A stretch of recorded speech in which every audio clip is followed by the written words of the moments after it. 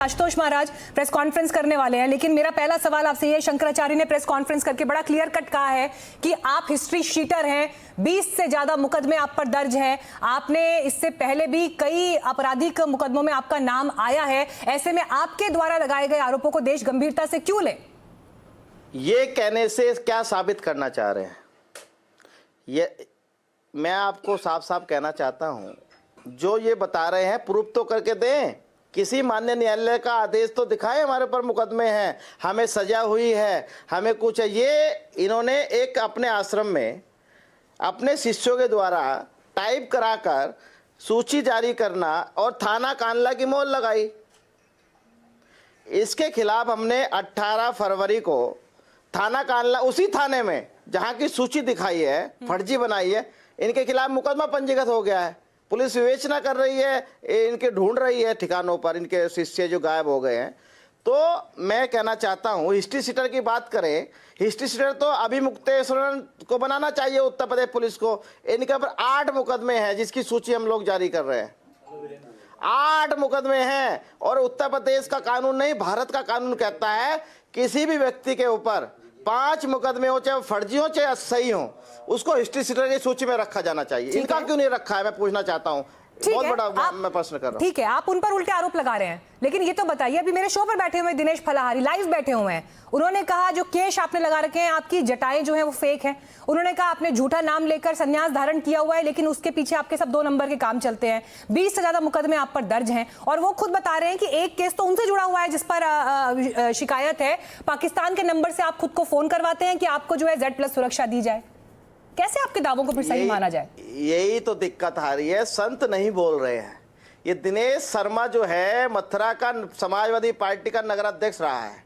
Samajwadi party और कांग्रेस के लोग बोल रहे हैं, एक भी ये बाबा किसने बनाया, कहां से बाबा बना, इसकी लड़की है, इनके बच्चे हैं, इनकी पत्नी है, ये प्रॉपर्टी का धंधा करता है, इनके ऊपर प्रॉपर्टी के कई आरोप है जो भ्रष्टाचारी की है।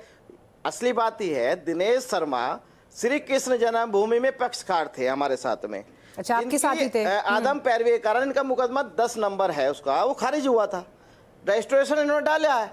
ये मुझे इसलिए अपमानित करना चाहते हैं क्योंकि अभी 30 जनवरी 2026 में माननीय हाईकोर्ट ने एक आदेश जारी किया है कि कोई भी अपने आगे, ये दिनेश शर्मा ने अपना मुख्य याचिकाकर्ता लिखा, अपने नाम के आगे लिखा अध्यक्ष श्री कृष्ण जन्मभूमि मुक्ति न्यास का अध्यक्ष लिखा, तो माननीय न्यायालय ने साफ साफ आदेश किया कोई इस प्रकार का आदेश नहीं लिखेगा और मीडिया कर्मी भी ऐसे खबर को करते हुए बचे।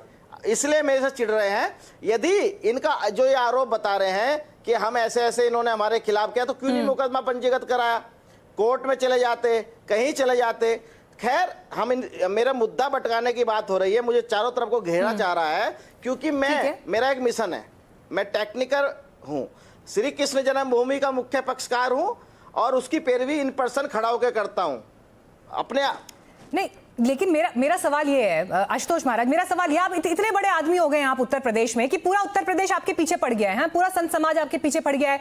दिनेश फलाहारी भी फ्रॉड है, अगर अजय गौतम यहाँ बैठ के आरोप लगा रहे हैं वो भी फ्रॉड है, कोई भी और जो आपके ऊपर सवाल खड़े कर रहा है, शंकराचार्य आप पे सवाल खड़े कर रहे हैं, तो सब आपके दुश्मन है, इसलिए वो आप पे सवाल खड़े कर रहे हैं। अभी 2-3 दिन पहले की बात है, एक व्यक्ति आया ना मीडिया के सामने, मुंह पर कपड़ा बांधा, लेकिन क्या कहा उसने कि आशुतोष पांडे नाम से एक आदमी का फोन गया और उसने कहा कि ये शंकराचार्य बड़ा हवा में उड़ रहे हैं, बड़ा इनकी चल रही है, इनको जरा थोड़ा सा जमीन पर लाना है, इसलिए सपोर्ट करो, जो हम बता रहे हैं वो बोल दो, आरोप लगा दो।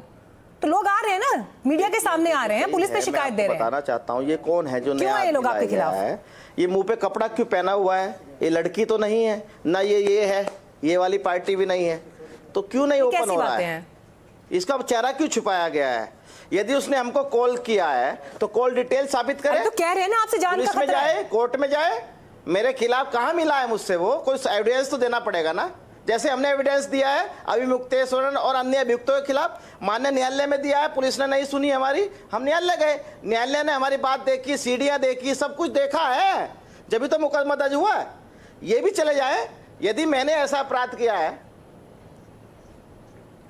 पहले मैं शिकायत चली गई है, अजय गौतम बता रहे हैं। ये कौन है?